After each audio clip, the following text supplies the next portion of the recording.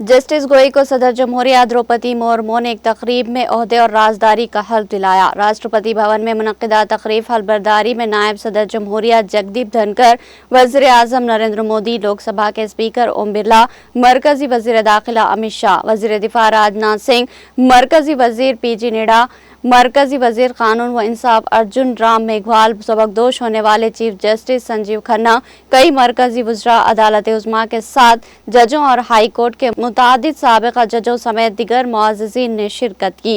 इस मौके पर जस्टिस गोई की अहलिया, वालदा और ख़ानदान के दिगर अफराद भी मौजूद थे। चीफ जस्टिस का हल्फ उठाने के बाद उन्होंने अपनी वालदा के पाँव छुए। जस्टिस खन्ना मंगल 13 मई को 51वीं चीफ जस्टिस के तौर पर रिटायर हो गए। उन्होंने जस्टिस गोई को बतौर चीफ जस्टिस अपना जानशीन बनाने की सिफारिश की थी। जस्टिस गोई को 24 मई 2019 को सुप्रीम कोर्ट के जज के तौर पर तरक्की दी गई थी। वो 23 नवंबर 2025 को रिटायर हो जाएंगे।